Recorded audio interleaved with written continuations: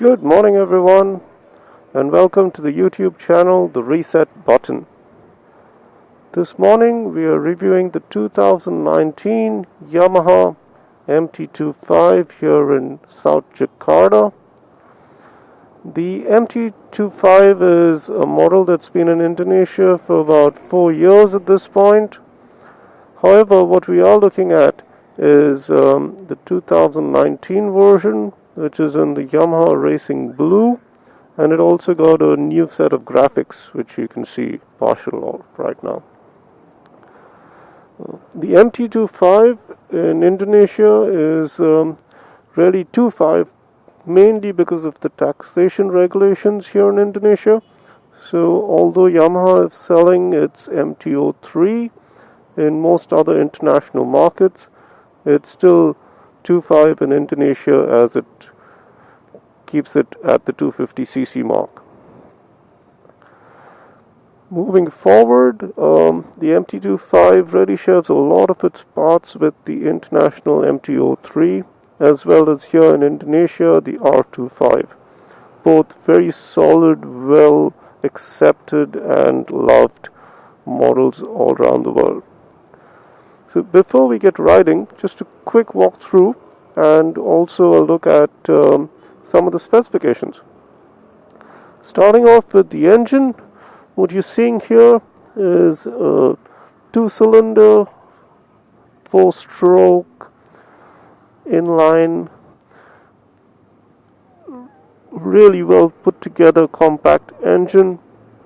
In terms of power, it's 26.5 kilowatts, which means it's about 35.5 bhp, which is a lot for a 250cc, and that really goes to show how fast it can go. Personally, I've gone up to 148, and I couldn't go any further largely because of the road. I believe it goes well beyond that because it really wasn't even at full accelerator at that point. I'd say you can easily do about 165, 170. In terms of torque, 22.6 Newton meters of torque, which is a lot. Again, you could have your saddlebags on, you could have somebody jumping onto the back of the bike, and you'd still be able to pull through any gear whatsoever, which is in line with the MT tag, which is Master of Torque. So that's great. Moving along, in terms of chassis, as you can see, a naked street fighter, a diamond chassis, extremely adapt to Indonesian conditions.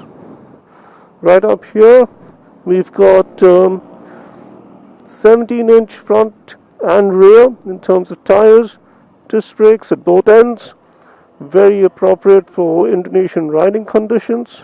Right. Again, a quick look at the liquid-cooled engine. Right. Going across to the other end of the bike, very, very well put together. I must congratulate Yamaha for its fit and finish. Really well set. Suspension. The conventional telescopic forks up front, 41mm that is, and at the back we've got a monoshock which can actually be set up to 7 stages. The setting we've got right now is the default setting. Tires, IRC on both ends, 17-inch on both ends, 110 by 70 up front and 140 by 70 at the back. In terms of riding posture, very upright, which is perfect for city riding as well as long distances. And in terms of the seats, it's a twin seat. This seat actually can be pulled out and you have a little bit of storage area at the back when it comes to putting your papers in, etc. So much for the specifications. A lot more is available on the Yamaha website. But let's get riding, shall we?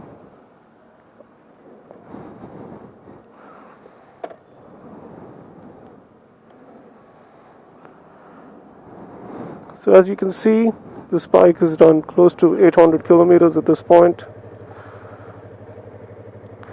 It's only completed its first servicing, but I'm sure you can hear it already. Extremely smooth.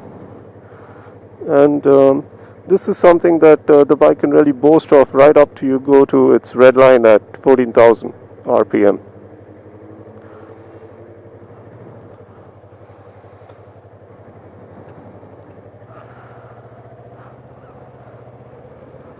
So while we get started, just to talk a little bit about this bike's strengths, its weaknesses, and most importantly, its value proposition. So, in terms of strengths, I'd say by far the number one strength is it's a great package. It's got a 2-cylinder engine, which is extremely smooth. It's been tested and found reliable all around the world. And with that great engine, you get a more than capable chassis, electronics, well, whatever there are of those, very basic concessionally. Suspension, which is great. A really nice upright seating stance, which you can see right now. And all of that then gets clubbed with Yamaha reliability and after-sales support. So, a lot of good boxes to tick off there. In terms of its weaknesses, we are in 2019 right now, and really I'd urge Yamaha to go ahead and start producing this bike with dual channel ABS. Trust me, a 250cc 35 bhp may not sound like all that much, but this bike absolutely flies.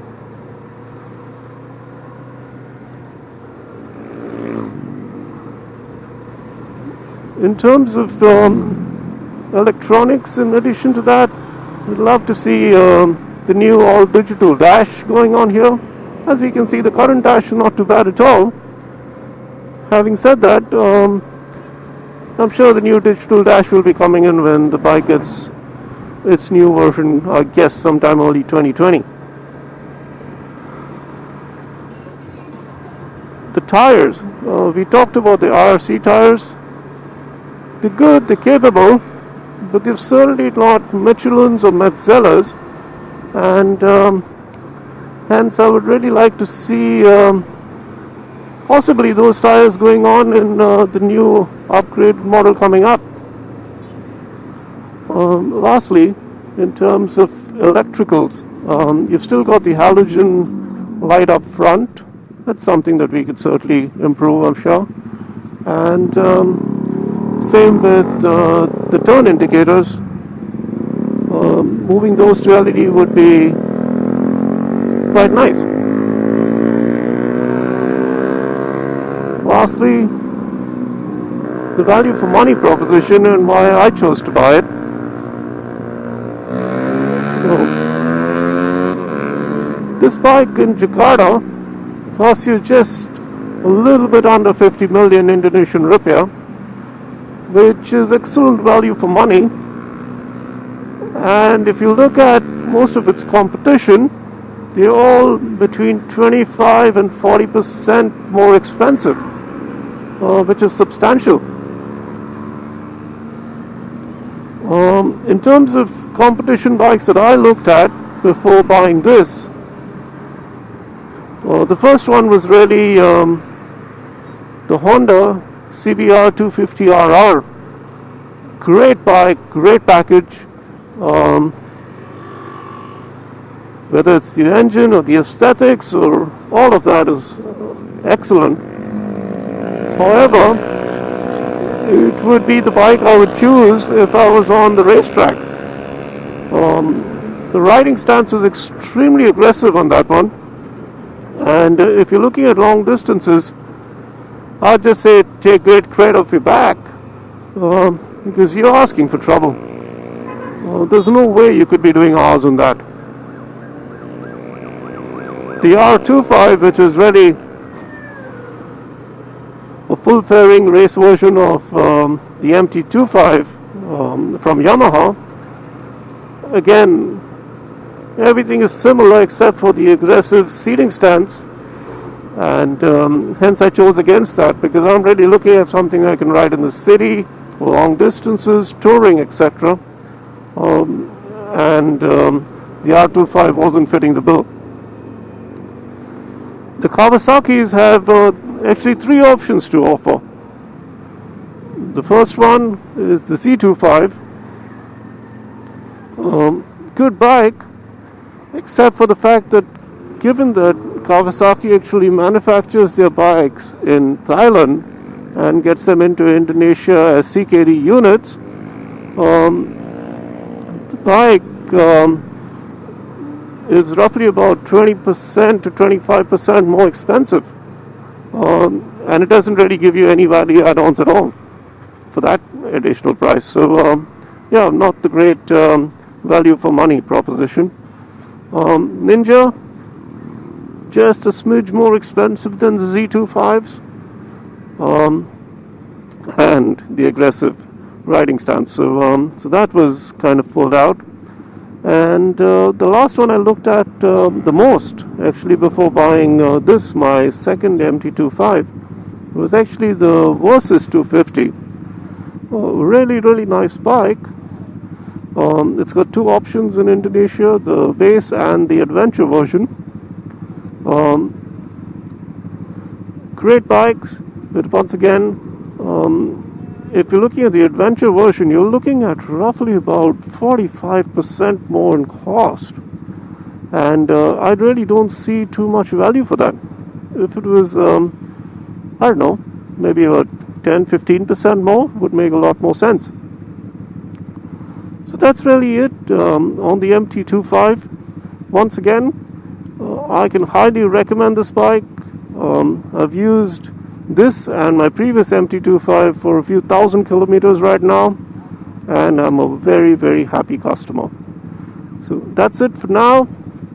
If you like this video, request you to please like and subscribe the reset button, and we shall keep in touch. Thank you.